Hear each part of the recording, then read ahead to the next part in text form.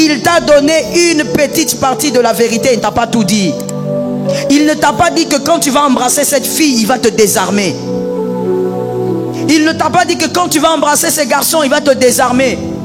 Avant 2020 plutôt, les 2010, on est en train d'abandonner, on va dans les 20. Avant 2020, on va t'appeler pour une interview. Et quand tu vas te poster devant l'interview, tu es déjà désarmé. Toi, tu ne sais pas que Tikali poso.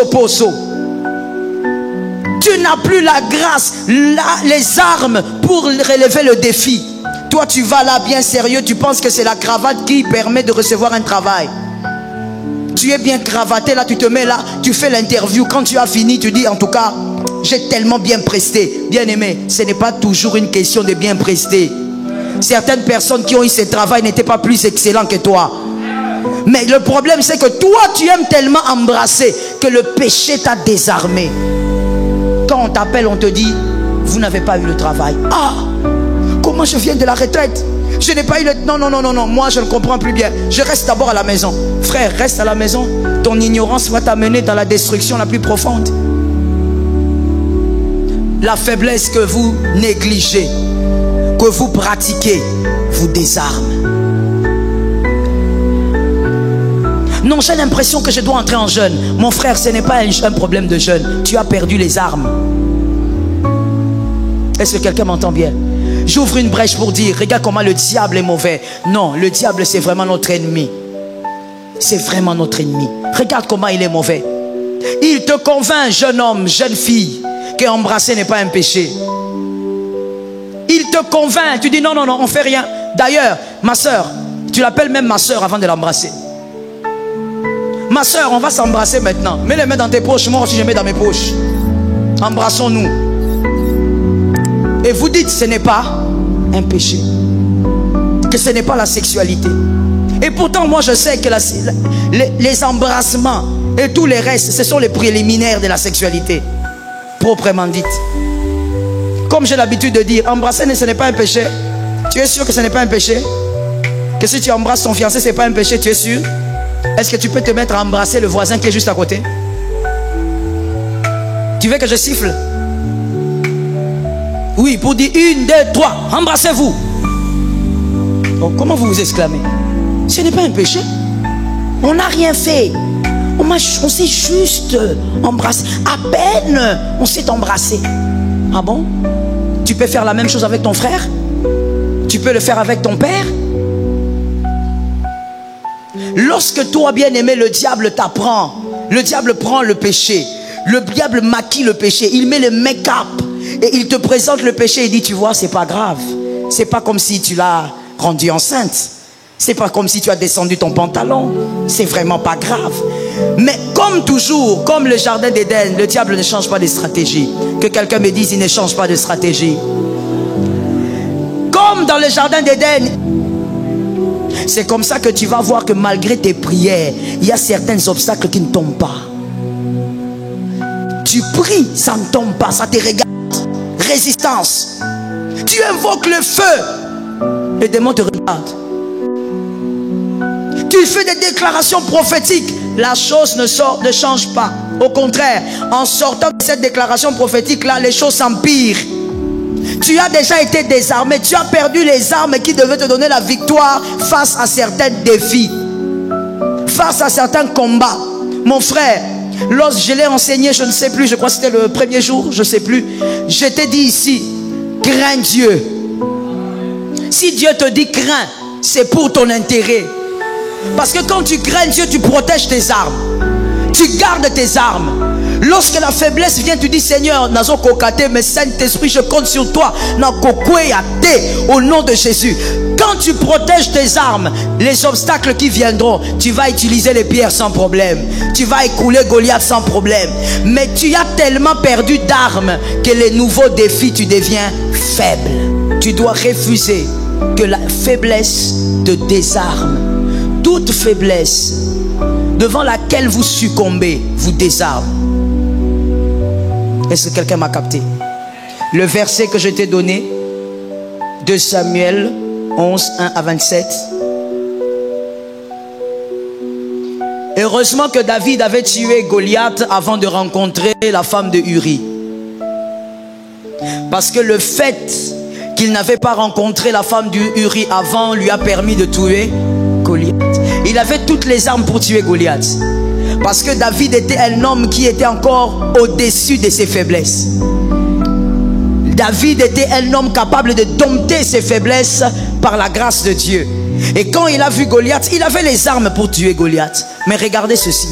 Celui qui avait les armes pour tuer Goliath, celui qui n'a pas eu peur de Goliath, a fui devant son fils. Vous voyez comment le diable humilie, hein? Il n'a pas peur de Goliath. Seul devant un géant, comme lui-même Goliath avait dit, celui que vous m'envoyez est un chien. C'est-à-dire que c'était vraiment rien devant Goliath. David n'a pas eu peur de Goliath parce qu'il était armé. Aucune faiblesse ne lui avait arraché ses armes. Mais devant son fils Absalom, David a fui.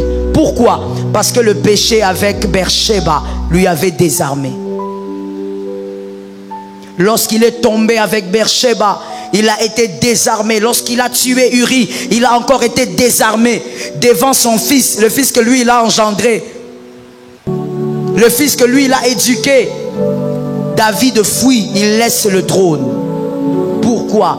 Parce que la tentation, bien-aimé, qui a pu vous vaincre hier, vous désarme pour être incapable de relever le défi de demain. Dis la pression de certaines batailles de famille. Tu vas comprendre que tes enfants ne doivent pas subir ça. Oh, maman, le problème c'était quoi? Tu es tombé dans une faiblesse. La faiblesse t'a arraché la robe de la destinée. Au nom de Jésus, que ta faiblesse ne t'arrache pas ta robe de ta destinée. La robe royale de ta destinée, que la faiblesse ne te l'arrache pas. Est-ce que quelqu'un m'entend bien? J'aime bien donner cet exemple-là. Je le donne à chaque fois que je m'en rappelle. Esther, on aime bien l'histoire d'Esther. La reine Esther, la belle Esther, le miracle d'Esther. Dieu peut ramasser quelqu'un de bas. Écoute-moi très bien. Dieu n'a pas ramassé n'importe qui de bas. Dieu a ramassé une vierge. C'était une condition pour entrer là-bas. Pour être sélectionné, il fallait être vierge. C'est-à-dire que si Esther s'était laissée dévierger comme nos jeunes sœurs d'aujourd'hui, s'était laissée dévierger un peu partout, elle ne serait même pas sélectionnée. Je veux choquer quelqu'un, mais c'est important. Des fois, dans certaines choses, même cette année, pour certaines grâces, Dieu devait te sélectionner, mais tu n'avais pas la robe qu'il fallait parce que tu étais tombé face à une faiblesse. Dieu pouvait te faire du bien. Ah mon frère, Dieu est capable, Dieu n'est pas limité. Et ça ne coûte rien à Dieu pour que demain matin il fait de toi un homme grand, que toute cette nation parle de toi. Ça ne lui coûte rien. Mais des fois, bien aimé, dans nos vies, lorsque Dieu voulait nous faire du bien, il a cherché une Esther. Mais Esther avait déjà été déviergée. Donc tu ne pouvais pas même être sélectionné. La faiblesse, bien aimé, que tu méprises, que t'enseigne un évangile autre que celui-ci. Aucun péché, bien-aimé, ne pourra améliorer ton avenir. Et aucun péché ne laisse sans tâche. Est-ce que quelqu'un m'entend?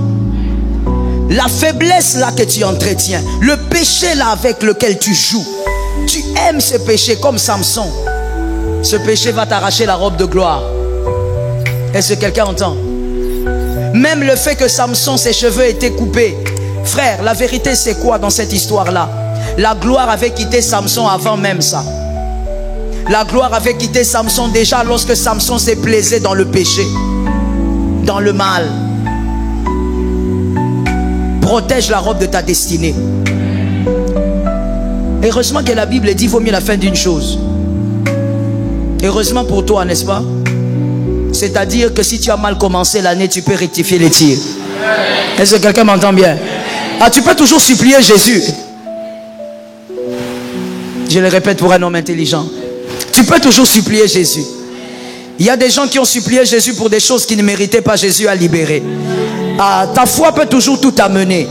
Tu peux toujours invoquer Jésus et lui dire: j'ai perdu ma robe royale parce que j'étais tombé dans l'impudicité. Mais toi, le Dieu fidèle, fais-moi grâce. Donne-moi même une seule fois. Est-ce que quelqu'un m'entend? Ne méprise jamais tes faiblesses. Ne méprise jamais le péché. Que personne, qu'aucun péché ne t'arrache la robe de ta destinée. Derrière ta destinée, il y a plusieurs hommes qui doivent être bénis. Plusieurs femmes doivent être bénies. D'une manière ou d'une autre. Même si tu es médecin, tu bénis beaucoup de gens. Tu sauves plusieurs vies. Donc derrière ta destinée, plusieurs seront bénis. Ne laisse pas la faiblesse t'arracher la robe de ta destinée. Tu en as besoin. Tu n'es pas Géasi. Ne meurs pas avec la lèpre. Meurs avec l'onction. Ne meurs pas avec la lèpre. Meurs avec l'onction. Meurs avec la robe de ta destinée.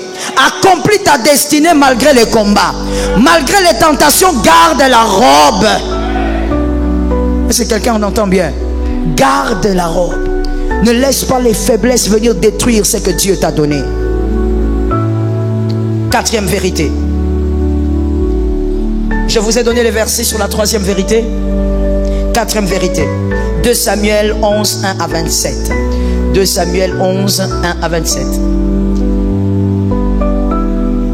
La faiblesse à laquelle vous laissez libre cours a pour mission de vous désarmer.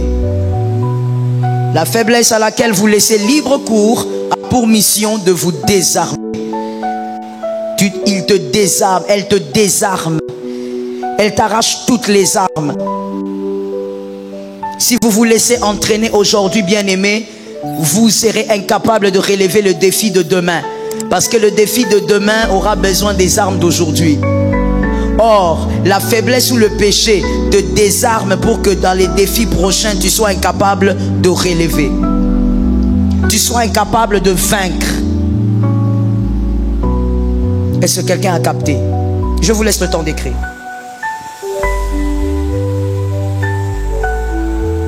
Tu dois refuser que la faiblesse te désarme. Toute faiblesse devant laquelle vous succombez vous désarme. Est-ce que quelqu'un m'a capté? Le verset que je t'ai donné, 2 Samuel 11, 1 à 27. Heureusement que David avait tué Goliath avant de rencontrer la femme de Uri. Parce que le fait qu'il n'avait pas rencontré la femme de Uri avant lui a permis de tuer Goliath. Il avait toutes les armes pour tuer Goliath. Parce que David était un homme qui était encore au-dessus de ses faiblesses. David était un homme capable de dompter ses faiblesses par la grâce de Dieu. Et quand il a vu Goliath, il avait les armes pour tuer Goliath. Mais regardez ceci. Celui qui avait les armes pour tuer Goliath, celui qui n'a pas eu peur de Goliath, a fui devant son fils. Vous voyez comment le diable humilie, hein? Il n'a pas peur de Goliath. Seul devant un géant, comme lui-même Goliath avait dit, celui que vous m'envoyez est un chien. C'est-à-dire que c'était vraiment rien devant Goliath. David n'a pas eu peur de Goliath parce qu'il était armé. Aucune faiblesse ne lui avait arraché ses armes. Mais devant son fils Absalom, David a fui. Pourquoi? Parce que le péché avec Beersheba lui avait désarmé. Lorsqu'il est tombé avec Beersheba, il a été désarmé. Lorsqu'il a tué Uri, il a encore été désarmé devant son fils, le fils que lui il a engendré, le fils que lui il a éduqué. David fuit, il laisse le trône. Pourquoi? Parce que la tentation, bien-aimée, qui a pu vous vaincre hier, vous désarme pour être incapable de relever le défi de demain. C'est comme ça que tu vas voir que malgré tes prières, il y a certains obstacles qui ne tombent pas. Tu pries, ça ne tombe pas, ça te regarde. Résistance. Tu invoques le feu, les démons te regardent. Tu fais des déclarations prophétiques, la chose ne change pas. Au contraire, en sortant de cette déclaration prophétique là, les choses s'empirent. Tu as déjà été désarmé, tu as perdu les armes qui devaient te donner la victoire face à certains défis, face à certains combats.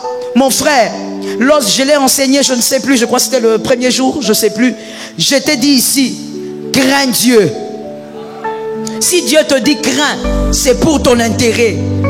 Parce que quand tu crains Dieu, tu protèges tes armes, tu gardes tes armes. Lorsque la faiblesse vient, tu dis Seigneur, nazo kokate, mais Saint-Esprit, je compte sur toi. Au nom de Jésus. Quand tu protèges tes armes, les obstacles qui viendront, tu vas utiliser les pierres sans problème. Tu vas écouler Goliath sans problème. Mais tu as tellement perdu d'armes que les nouveaux défis, tu deviens faible. Non, j'ai l'impression que je dois entrer en jeûne. Mon frère, ce n'est pas un problème de jeûne. Tu as perdu les armes. Est-ce que quelqu'un m'entend bien?